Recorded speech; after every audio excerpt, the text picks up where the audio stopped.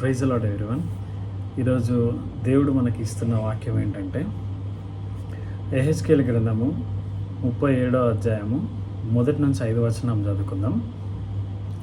యెహోవా హస్తము నా మీదికి వచ్చెను, నేను ఆత్మవశుడనై ఉండగా యెహోవా నన్ను తోడుకొని పోయి ఎముకలతో నిండి ఉన్న ఒక లోయలో నన్ను దింపెను. ఆయన వాటి మధ్య నన్ను ఇటు అటు నడిపించుచుండగా. 2వ వచనము, ఎముకలు అనేకములు ఆ లోయలో కనబడాను, అవి కేవలం ఎండిపోయినవి. 3వ వచనము, ఆయన నరపుత్రుడా, ఎండిపోయిన ఈ ఎముకలు బ్రతకగలవా అని నన్ను అడగగా, ప్రభువా యెహోవా అది నీకే తెలియనని నేనంటిని. 4వ వచనము, అందుకు ఆయన ప్రవచనం ఎత్తి ఎండిపోయిన ఈ ఎముకలతో ఇట్లనను, ఎండిపోయిన ఎముకల్లారా యెహోవా మాట ఆలకించుడి. 5వ వచనం, ఈ ఎముకలకు ప్రభువైన యెహోవా సెలవిచ్చినదేమనగా, మీరు బ్రతుకున్నట్లు నేను మీలోకి జీవాత్మను రప్పించుచున్నాను. ఆమెన్. దేవుడు ఈరోజు మనతో మాట్లాడుతున్న మాట ఏంటంటే, ఎండిపోయిన ఈ ఎముకలతో ఇట్లనుము, ఎండిపోయిన ఎముకల్లారా యెహోవా మాట ఆలకించుడి. ఆమెన్.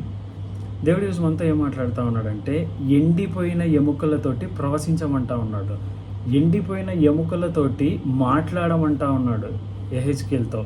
ఈ యెహెజ్కేలు ఎప్పుడైతే ఎండిపోయిన ఎముకలతో మాట్లాడమని దేవుడు సెలవిచ్చినప్పుడు దేవుడితో ఒక మాట అంటాడు, ప్రవ్వా అది నీకే తెలియను. ఆమెన్.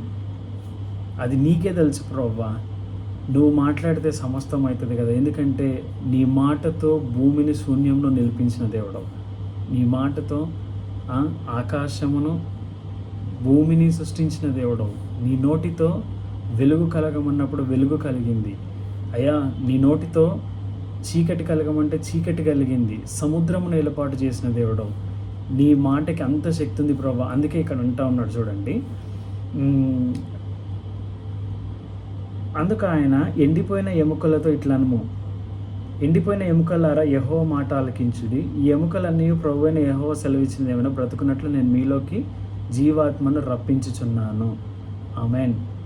దేవుడు ఇక్కడ చూడండి, మన జీవితంలో కూడా ఎండిపోయిన స్థితిలో ఉండొచ్చు, ఎండిపోయిన లాంటి ఆశ లేని స్థితిలో మనం ఉండొచ్చు, అరణ్యము లాంటి స్థలాలలో మన జీవితం ఉండొచ్చు, మనకున్న ఇబ్బందులు ఇరుకులు ఉండొచ్చు. కానీ చూడండి, యెహెజ్కేలుని ఎండిపోయిన అనుభవంలోకి తీసుకెళ్తా ఉన్నాడు, ఆశ లేని లోయలోకి తీసుకెళ్తా ఉన్నాడు. లోయలో ఏముంటాయండి? చీకటి. ఆ స్థలంలో మొత్తం అసలు ఏమీ ఉండదు, వెలుతురు ఉండదు, ఏమీ ఉండదు. కానీ ఇక్కడ ఆ లోయ అనే అనుభవంలోకి యెహెజ్కేలుని తీసుకెళ్తా ఉన్నాడు.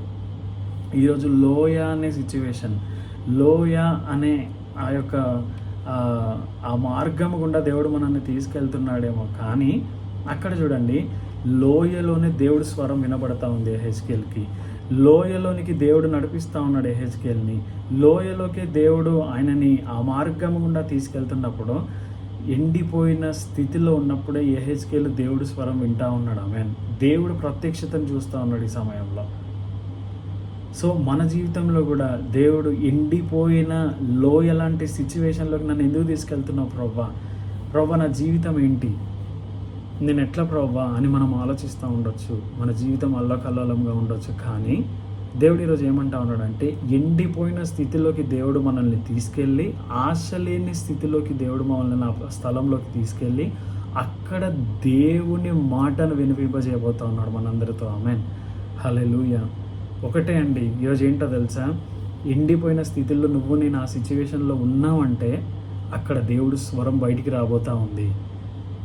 మరి ఆ సిచ్యువేషన్, ఆ ఎండిపోయిన లోయ సిచ్యువేషన్, ఎండిపోయిన ఆ ఎముకల లాంటి సిచ్యువేషన్ మనకు ఉంటే ఆ స్థలంలోకి దేవుడు తన జీవాత్మను పంపించి వాటికి జీవమునియబోతూ ఉన్నాడు. ఈరోజు నీ సిచ్యువేషన్లో కూడా, నా సిచ్యువేషన్లో, నీ సిచ్యువేషన్లో ఇద్దరం ఒకటే రీతిలో, మనం అందరం ఒకటే రీతిలో ఉండొచ్చు అండి. ఫైనాన్షియల్గా మనం మొత్తం డ్రై అయిపోవచ్చు, ఆత్మీయంగా మనం డ్రై అయిపోవచ్చు, ఫ్యామిలీ విషయంలో మనం డ్రై అయిపోవచ్చు. కానీ ఆ డ్రైనెస్లోనే we can hear the voice of God. దేవుని స్వరము మనం ఆ స్థలంలోనే వినబోతా ఉన్నాం. ఆమేన్. ఎందుకంటే యెహెజ్కేలుని తీసుకొని వెళ్ళిండు కదండి. యెహెజ్కేలు ఆ స్థలంలోకి తీసుకొని వెళ్ళిండు. ఆశ లేని స్థితి, అక్కడ ఎముకలు వాసన, భయంకరమైన సిచ్యువేషన్లోనికి ఆ స్థలంలోకి తీసుకొని వెళ్ళిండు దేవుడు యెహెజ్కేలుని. ఆయన ఒక ప్రవక్త అండి.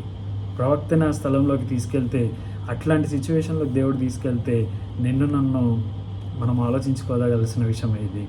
కాబట్టి దేవుని బిడ్డలారా, ఈరోజు దేవుడు మనతో ఏమంటా ఉన్నాడంటే, ఎండిపోయిన స్థితిలో నేను ఉన్నామా, అక్కడే నా స్వరము నేను బయలుపరచబోతా ఉన్నా. నేనేంటో బయలుపరచుకోబోతున్నా నీ ద్వారా.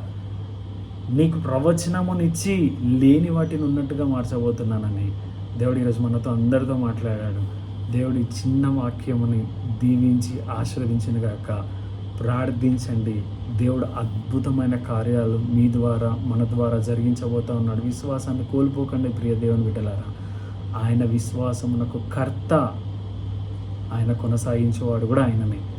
సో కాబట్టి అందరూ ప్రార్థించండి. అద్భుతమైన కార్యాలు మన జీవితంలో చూచుదుముగాక.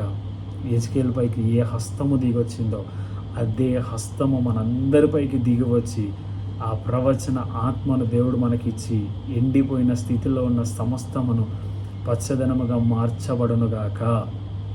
ఆమెన్.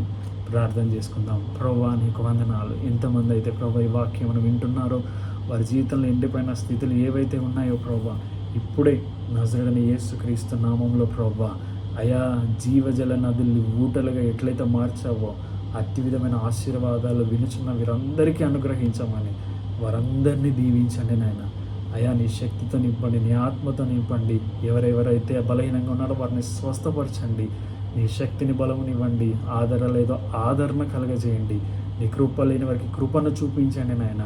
తండ్రి అయ్యా ఎంతమంది బాధపడుతున్నారో బిడ్డలందరితో మీరు మాట్లాడినందుకు కృతజ్ఞతాస్తుతులు స్తోత్రాలు చెల్లించుకుంటూ యేసు నామములో ప్రార్థిస్తున్నాము తండ్రి. ఆమెన్. ఆమెన్. ప్రైజ్ లార్డ్ అందరికీ. దయచేసి ఈ వాక్యమును విన్నవారందరూ మీరు ఆశీర్వదించబడినట్లయితే దీన్ని ఫాలో చేయండి, లైక్ చేయండి, సబ్స్క్రైబ్ చేయండి. మీతో పాటు అనేక మంది మనలాంటి సిచ్యువేషన్లో ఉన్నవారు అనేక మంది విని బ్లెస్ అవుతారు. ఈ షార్ట్ మెసేజ్ కూడా మీరు షేర్ చేయండి. ఈ వాక్యమును విన్నందుకు మీ అందరికీ praise the Lord and thank you so much. Amen. Praise the lord.